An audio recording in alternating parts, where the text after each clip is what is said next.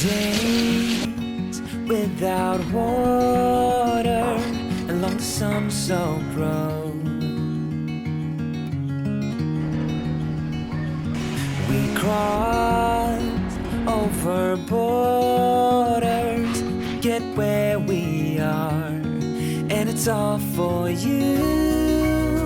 It's all for you. It's all for you.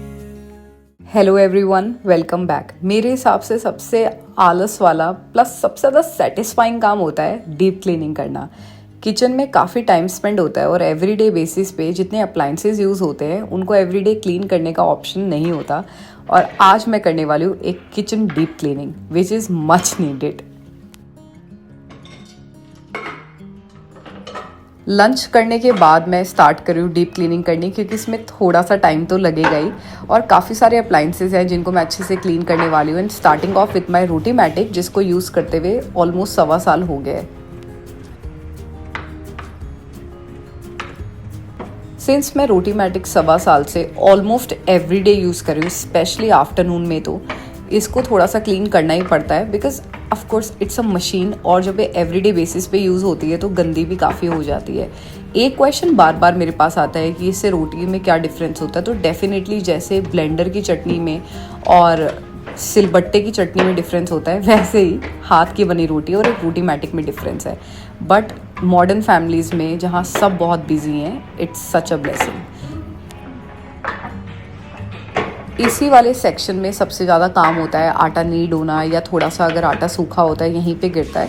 Normally इसके साथ बस ये 3 ही टूल है जिनको एवरीडे बेसिस पे साफ़ करना होता है। डिश वॉशर सेफ भी हैं, बट मेरे को ऐसा लगता है गर्म पानी से हार्डली 5 मिनट्स लगते हैं, बट हाँ अच्छे से क्लीन हो जाता है हाथ से भी।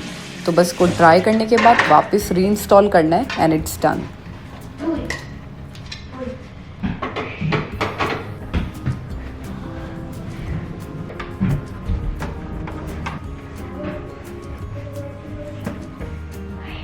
एक और अप्लाइंस जो every day every hour use होता है वो है वाटर डिस्पेंसर, जिस पे काफ़ी सारे फिंगरप्रिंट्स वगैरह भी लग जाते हैं।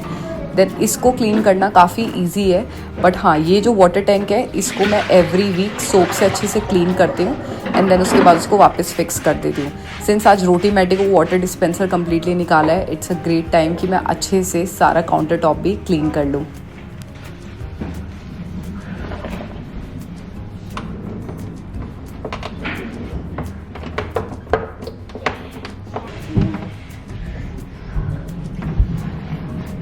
वाटर डिस्पेंसर पे काफ़ी सारे फिंगरप्रिंट्स लगे होते हैं, क्योंकि शार्लेट भी खाना खाते खाते बीच में कई बार उसको यूज़ कर लेती है और हम लोग भी। और इसके साथ जो ये ट्रे है ये भी काफ़ी गंदी हो रही थी।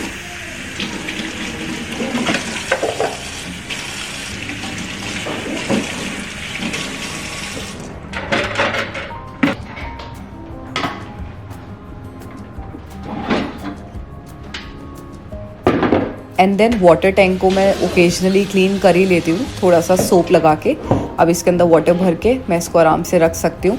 बेस्ट बात यह है कि स्पेस बहुत कम लेता है, बट ट्रांसपेरेंट होने की वजह से जैसे ही गंदा होता है ऐसे दिखाई भी देने लग जाता है। तो टाइम टू टाइम इनको क्लीनिंग चाहिए ही होती है।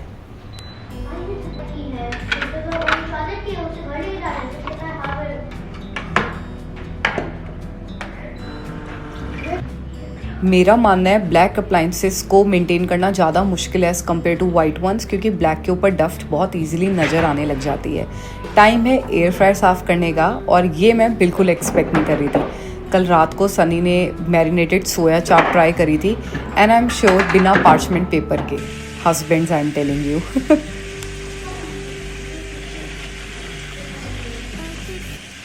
ऑल्दो इस एयर फ्राई की एक बहुत अच्छी बात है कि ये डिश वॉशर के टॉप रैक में आराम से वॉश हो सकता है, बट कंसीडरिंग वो इतना बड़ा साइज़ में है तो आई फील कि उसको हाथ से क्लीन करना इज़ ईजियर। अगर ऐसे ग्रीस रह जाते हैं ओवरनाइट, आपको सिर्फ इसमें गर्म पानी भरना है एंड देन इसके अंदर डिश सोप थोड़ा ऐड करना है, थोड़ा विनेगर ऐड करके 10-15 मिनट रखना है। उसके बाद ईजिली सारी ग्रीस बाहर आ जाएगी। सोप से अच्छे से धो के पानी से रिंग करके आराम से आप इसको ड्राई करो and then you can place it.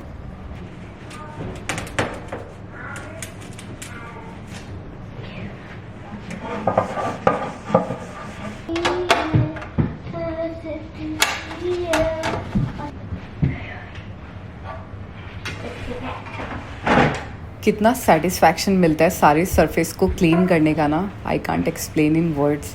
मेरे को बहुत अच्छा लगता है ऐसे स्पॉटलेस अप्लाइंसेस को देखना अपने किचन में, एंड डेफिनेटली थोड़ा सा हार्ड वर्क तो उसमें लगता ही है। Moving on to the microwave, जबकि माइक्रोवेव मैं इतना यूज़ नहीं करती, वेरी रेयर, इसीलिए वो इतना गंदा नहीं है। सिंपली मैं इसकी ट्रे निकाल के वॉश करने वाली हूँ एंड देन माइक्रोवेव को एक बार अच्छा स्मेल करने के लिए एक DIY ट्राई करने वाली हूँ।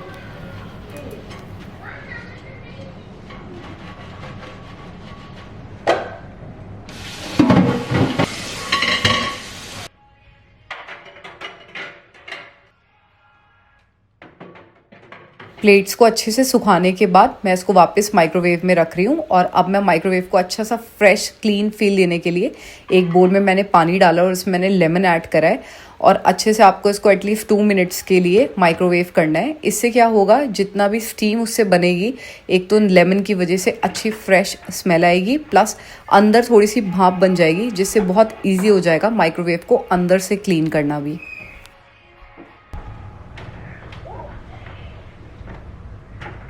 मेरे घर पे माइक्रोवेव बहुत कम यूज़ होता है, बट हाँ, अगर आपके घर पे फ्रीक्वेंटली यूज़ होता है, do this step every week. इससे माइक्रोवेव हमेशा फ्रेश स्मेल करता है, because most of the time वो बंद ही रहता है, और जो अंदर खाने के कुछ छींटे लग जाते हैं ना, वो स्टीम क्रिएट करने की वजह से ईजिली क्लीन हो जाते हैं। So now microwave look so good, और मुझे बहुत अच्छा लग रहा है ऐसे क्लीन सारे सरफेस और सारे अप्लाइंसेस को देखना।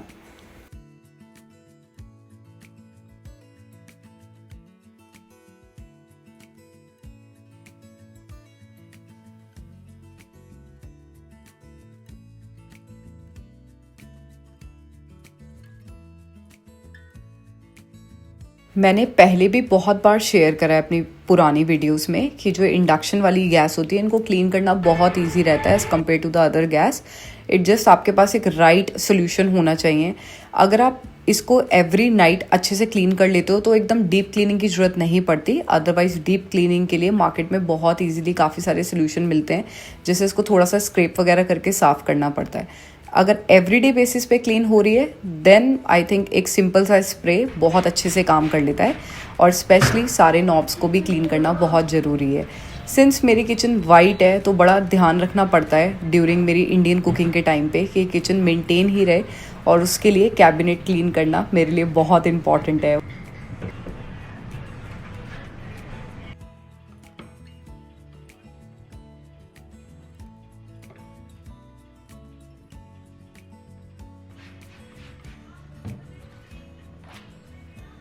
डिश वॉशर हमारे घर में एवरीडे यूज़ होता है रात को। इस पे बहुत सारे ना फिंगरप्रिंट्स लग जाते हैं, और स्पेशली इस स्पेस पे जहाँ पे आप इसमें पुश करके इसको ओपन करते हो। तो जस्ट मैं नॉर्मल अपना लिटिल स्प्रे यूज़ कर रही हूँ, और वही स्प्रे से मैं डिश वॉशर का outer area plus fridge area भी उससे क्लीन कर रही हूँ। Not just this, I think यही वाला सोल्यूशन मैं ज़्यादातर हर चीज़ पे यूज़ करती हूँ।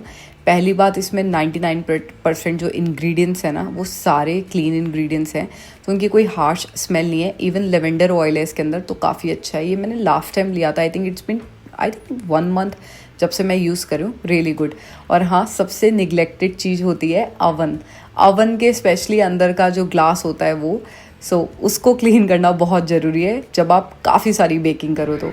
और मेरे लिए जब तक किचन क्लीन नहीं होती, जब तक सिंक क्लीन नहीं होती, और यहाँ पे भी मैं अपना सिंक को भी अच्छे से क्लीन कर रही हूँ सिर्फ डिश सोप के साथ, और मेरे हिसाब से इससे बहुत अच्छे से स्क्रबिंग हो जाती है।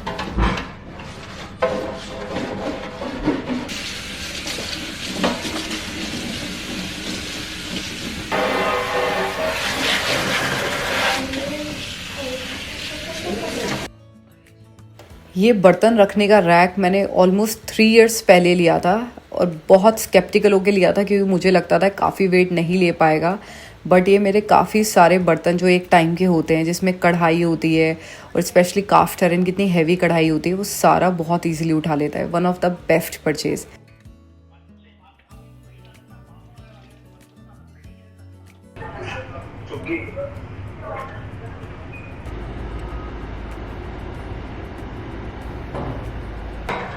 फाइनली 1.5 घंटे लगे और सब कुछ अच्छे से क्लीन हो गया है, और अब मुझे पता है किचन को नेक्स्ट 15 डेज़ के लिए एटलीस्ट प्रॉपर डीप क्लीनिंग नहीं चाहिए, स्पेशली मेरे अप्लाइंसेस को।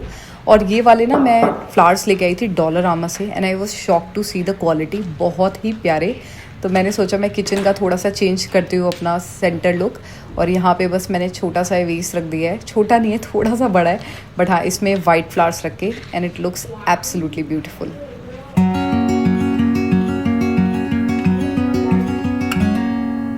Days without water along the sun-soaked road. We crossed over borders to get where we are, and it's all for you. It's all for you. It's all for you. It's all for you. I did it all for you. It's all for you. It's all for you. आज का दिन थोड़ा सा और busy हो गया because kitchen cleaning में काफ़ी टाइम लग गया। समर्स है, आई स्टिल ट्राई कि मैं शार्लेट को एवरी सिंगल डे बाहर लेके जाऊं, क्योंकि यहाँ पे समर्स भी बहुत ब्लेसिंग से ही मिलती है। And now I am going to change, क्योंकि अब बनाना है डिनर, और डिनर में मैं कुछ बहुत सिंपल येट बहुत यमी बनाने वाली हूँ।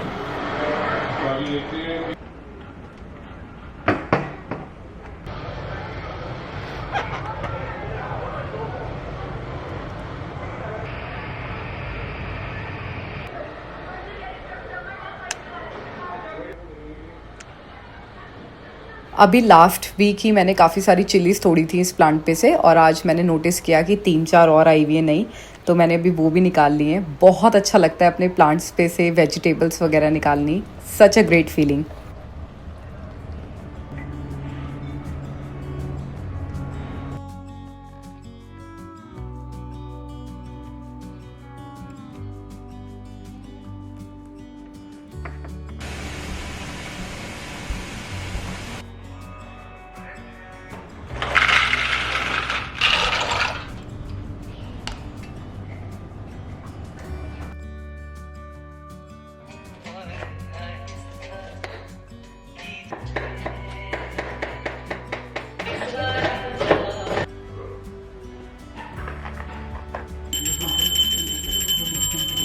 लास्ट 2 वीक से अभिषेक का ऑफ कैंसिल हो रहा था because they were very busy in the restaurant, but आज वो थोड़ा सा जल्दी आ गया, so he decided to cook, जिससे मेरे को बहुत रिलीफ मिला। अच्छा लगता है वंस इन अ वाइल किसी और के हाथ से खाना खाना।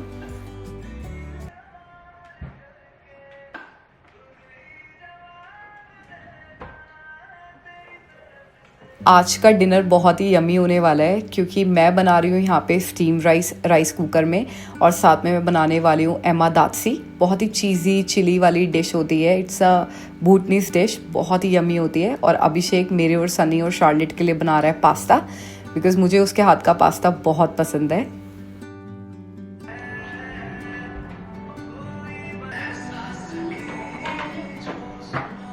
ऑयल के अंदर सिर्फ प्याज ऐड करने के बाद बेल पेपर्स ऐड करें हैं, सिंपल राव सॉस ऐड करने के बाद उसमें थोड़ी सी क्रीम ऐड करके सॉल्ट पेपर डाल के पास्ता सॉस रेडी करिए। और यहाँ पे मैं बना रही हूँ एमा दात्सी, जिसकी थोड़ी लंबी सी रेसिपी है, but it is so tasty. मुझे बताना अगर आपको देखना है, because it's a little unusual हमारे इंडियन पैलेट के हिसाब से, बट मेरे को बहुत पसंद है। तो इट्स लाइक वो हमारे लिए कुछ बना रहा है, हम उसके लिए कुछ बना रहे हैं, and that's how a family works, right. बहुत अच्छा लगता है किसको जो चीज़ बनानी अच्छे से आती है उसके हाथ की वो चीज़ ट्राई करनी। और एमा दात्सी मैंने थोड़ी ज़्यादा बनाई है सो डैट हम लोग उसको बाद में भी खा सके, बिकॉज आप इसको स्टोर करके रख सकते हो for 3 days in the fridge.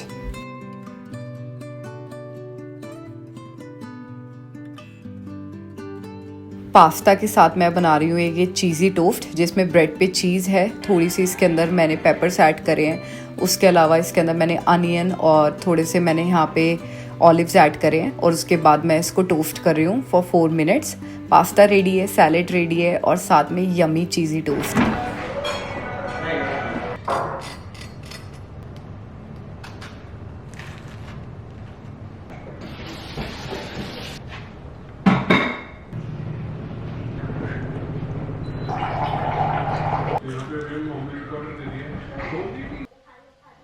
Dinner के बाद क्विकली किचन क्लीन कर लिए मैंने, सिर्फ बर्तन ही थे जो हमने अभी यूज़ करे थे। एंड देन मैं यहाँ पे बना रही हूँ अपने लिए कैमोमाइल टी, और साथ में कल की मॉर्निंग की प्रेप्स कर रही हूँ। स्कूल का लास्ट वीक ही रह गया, आज वेंसडे है, 2 more days और उसके बाद स्कूल भी ओवर है यहाँ पे एंड देन वेकेशन स्टार्ट होने वाली है।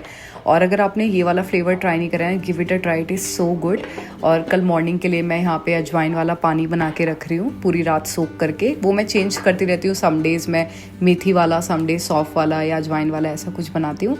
और अपने लिए गर्म चाय का कप बना रही हूँ बिकॉज पास्ता, चीज़ी ब्रेड बहुत ज़्यादा चीट हो गई आज, but I think some days it's totally worth it.